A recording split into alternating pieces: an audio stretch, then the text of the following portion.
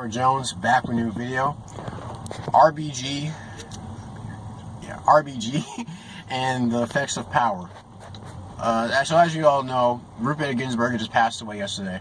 I was at work when I found out. Someone had brought it up, and the first thought I had was, well, she was very sick. She was sick for a long time. She was quite old, and I wish she had retired a lot sooner. I didn't particularly care for her.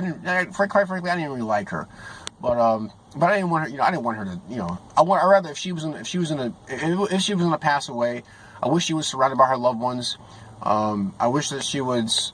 I wish she had retired and start enjoying her life. Reflect on things, and that be it. And that's why I thought. Those were my feelings, until I heard what her supposed dying wish was. Her dying wish was that her seat not be filled until a new president is installed. First of all, we elect presidents. We don't install presidents. How can I tell? Because there wouldn't be this big fuss about election fraud if we didn't elect presidents. All right. Second, this woman has shown her. If it's true. She has shown herself to truly been consumed by power, to the point that she put her own health, not just her own health, but the health of this country in jeopardy because she hated the current president. I gotta say that's some tyranny right there. You're gonna demand that the country be held up.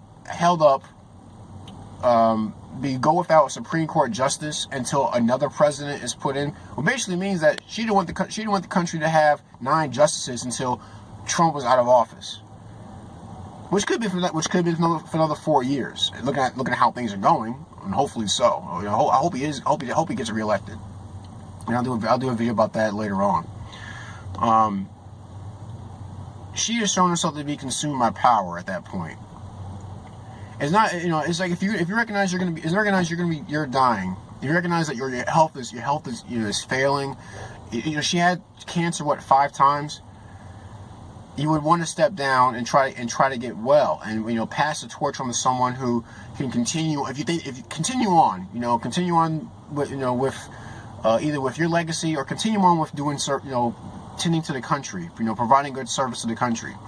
But if your dying wish is to actually hold the country up, hold it hostage, so that someone you don't like doesn't appoint someone they like to fill your position, then it meant that it was all about power, from the get-go. You may have cared about the position long ago, but then it just became about holding on to power. And this reminds me of two people. One, it reminds me of Joe Biden. He doesn't need to be running.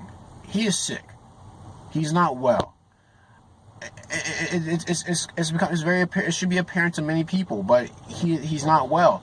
And I think whoever his handlers are using him as a springboard for Kamala Harris, or using him as a Trojan horse for Kamala Harris. Someone who cannot get the nomination on her own merit. She has to do it on the coattails of a man who seems to be suffering from dementia and potentially Alzheimer's. And I gotta say that's pretty low. That's pretty low down. That's pretty despicable. And a second person who Ruth Bader Ginsburg dying wish reminds me of is John McCain. So I did a video about what the president may have said about calling members of the military, calling soldiers losers, which I didn't buy, or people saying he called John McCain a loser. Then I buy, and I will say this right now in my video: John McCain was a loser. Period. He was a loser. Yeah, I may not have joined the military, but I can tell that he was a loser, for the simple fact that he was someone who had seen the horrors of war, someone who was been tortured in a POW camp, someone who's seen seen horrible things happen to other servicemen. And what did he do? He kept this country in more wars, in Iraq and Afghanistan, and I think he tried to get us in a war with Iran. if you're someone who, I mean, if you couldn't extend the same kind of, you couldn't extend the same courtesy that you wanted to have, that you wish was shown to you in Vietnam, to many of the young soldiers who went overseas after 9/11, to fight wars that were proven to be unnecessary. I don't know what to call you. I think a loser is a nice thing to call you. I mean, you know, where did he really care? Did he really care for the? Did he really care for the soldiers? Did he care about those who were killed and those who were maimed and those who, you know, lost limbs, lost their minds over there? Did he care for those soldiers? Did he care for the families that lost their loved ones? Did he care for the people in other countries who are getting bombed? I'm not saying that you know, war is the worst thing that could ever happen. But if you're gonna go to war, let it be for the right reasons. Let it not be for some nonsense. Let it not be for, you know, for making certain people rich. But no, that's what he stood for when he was, you know, when he was in the Senate. And then he stayed in his seat long enough. I think even after he had his surgery, just to cast a vote. I think it was to keep Obamacare around. You'd be kidding me. So this seemed like power had the same effect on him. I remember it was funny. There was this joke to someone. Here's some dark humor for you. There was some jokes that people said back after he passed away, that Donald Trump should award a Congressional Medal of Honor to John McCain's tumor. I gotta say that was pretty cold, but yeah, it's understandable. You know, so the grip that power can have on people is telling. And you know, and it shows that she was consumed with power. If she wanted the country to be held up, all because she didn't like the current president, all because she was afraid of her seat being taken and replaced by someone who may be ideologically opposed to hers, diametrically opposed at that. In fact, I hope that a far right winger gets appointed. I'm tired of this whole, we need a centrist or we need a moderate to take Ruth Bader Ginsburg's spot because the leftists, you know, they're gonna riot and burn and tear things. Hey, listen, they're doing that right now. They love doing it. They love destroying things. They love destroying people's properties. They love killing people. They love harming children. They love abusing the elderly. They love doing all these horrible things that we see human beings doing. They love doing it. So trying to appease them by putting a centrist on the court, screw that. I hope they can find one of the most stringent, either right wing or straight conservative constitutionalists they can find to put on that court, to take her position, to fill her spot. Because this nonsense has to be stopped. It has to be gotten under control.